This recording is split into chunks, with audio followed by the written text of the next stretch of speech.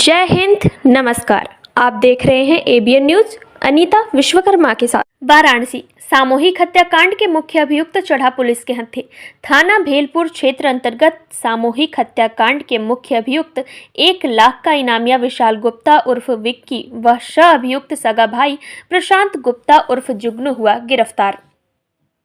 वाराणसी भदैनी में राजेंद्र गुप्ता, उसकी पत्नी नीतू गुप्ता व 3 बच्चों की गोली मारकर हत्या कर दी गई थी, जिसके संबंध में थाना भेलुपुर पर मुकदमा अपराध संख्या 0475/2024 धारा 103 बीएनएस पंजीकृत हुआ था, जिसके अनावरण के लिए पुलिस आयुक्त मोहित अग्रवाल द्वारा पुलिस उपायुक्त काशी गौरव बंसवाल, पुलिस उपायुक्त अपराध प्रमोद कुमार, अपर पुलिस उपायुक्त काशी टी सरवन, अपर पुलिस उपायुक्त अपराध श्रुति श्रीवास्तव व सहायक पुलिस आयुक्त श्री ईशान सोनी के नेतृत्व में सर्विलांस भेलुपुर थाने की पुलिस टीम गठित की गई थी।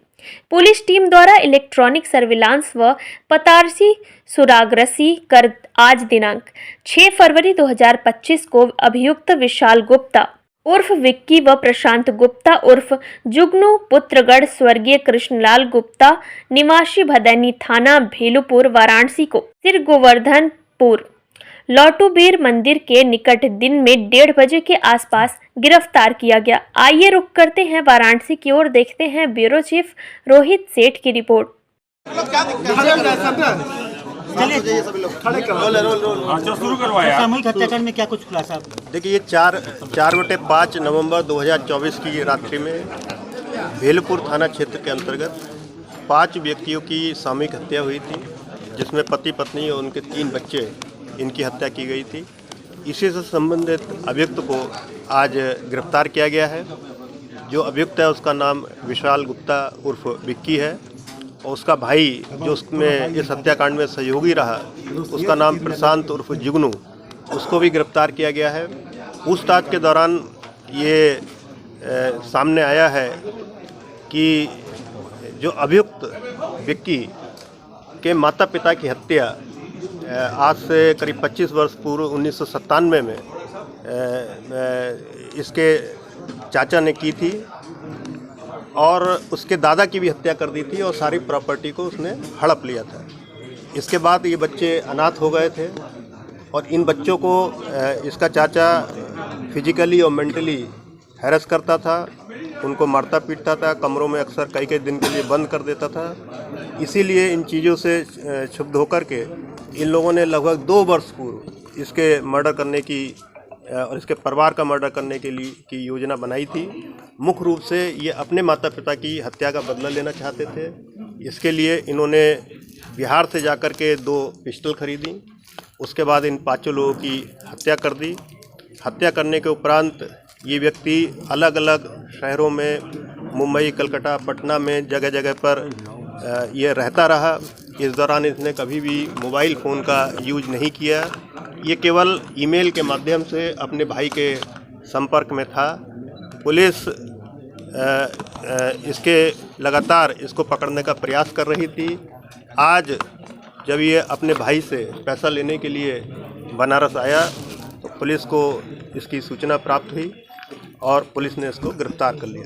सर, आपने बताया इंस्टाग्राम से ये लगातार कर रहा था, इंस्टाग्राम के द्वारा ही कर। हाँ, इसने 2 फेक आईडी बनाई थी, 2 मेल आईडी थी। मेल आईडी से भी ये संपर्क में था और इंस्टाग्राम के माध्यम से भी केवल अपने भाई के संपर्क में था। सर, जुगनू को तो पहले भी पुलिस ने पकड़ा था, उसमें कुछ विशाल ही था कि उसके साथ और भी लोग थे? कुछ लोग थे। 5 लोगों की हत्या हुई है, अकेले किया है या और भी कुछ इसके साथ? देखिए, इस हत्याकांड में जो अभी तक का इन्वेस्टिगेशन हुआ है उसमें ये और इसका भाई सहयोग में था और इसके द्वारा स्वयं सारे मर्डर किए गए हैं। इसके साथ में अन्य कोई व्यक्ति अभी तक प्रकाश में नहीं आया है। सर, पहले रोहनिया में गया था कि पहले भदैनी में उसने हत्या की थी? पहले इसने रोहनिया में हत्या की, उसके बाद भदैनी में इसने आकर के बचे हुए मर्डर किया। सर, जुगनू को तो पुलिस ने पहले भी हिरासत में लिया था जब घटना हुई थी, उस समय पूछताछ हुई थी?